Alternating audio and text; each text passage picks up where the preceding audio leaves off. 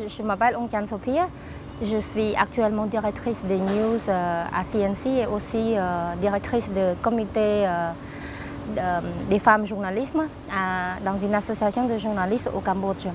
J'ai fait mes études d'abord au lycée Prasit Savat et j'ai continué mes études au département d'études francophones dans l'Université royale de Phnom Penh pendant 4 ans.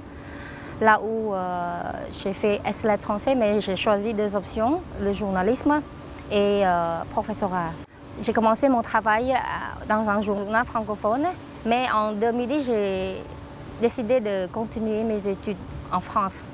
J'ai obtenu la bourse du gouvernement française pour faire mes 2 ans de master à l'École supérieure de journalisme de Lille, une des plus réputées en France. Directement après mes études en France, j'ai commencé mon travail à CTN-CNC, une des chaînes les plus célèbres au Cambodge. Là, j'ai eu la poste comme productrice de news. J'ai toujours gardé des contacts avec les amis francophones depuis le lycée, Prasit Savat, parce que j'étais élève classe bilingue, des classes bilingues.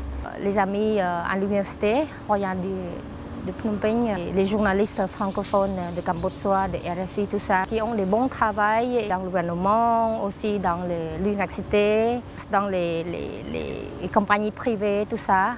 Ils ont un bon travail parce que les formations francophones sont très importantes et sont très utiles pour nous. Et les professeurs sont très qualifiés, sont très stricts.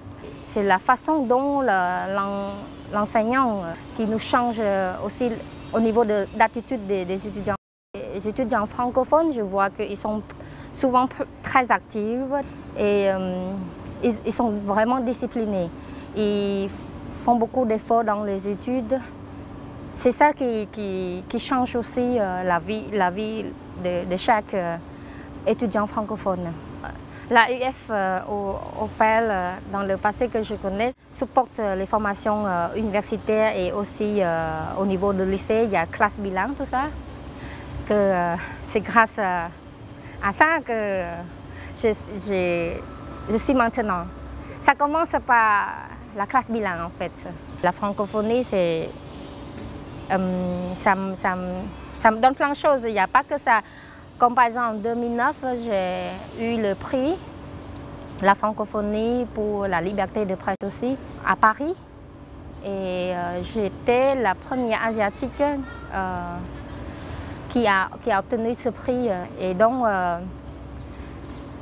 tout au long de ma vie, je pense que le français reste toujours avec moi. Et je veux profiter de cette occasion aussi pour remercier à la France, à la francophonie, à l'AUF, de créer ces formations pour les étudiants cambodgiens.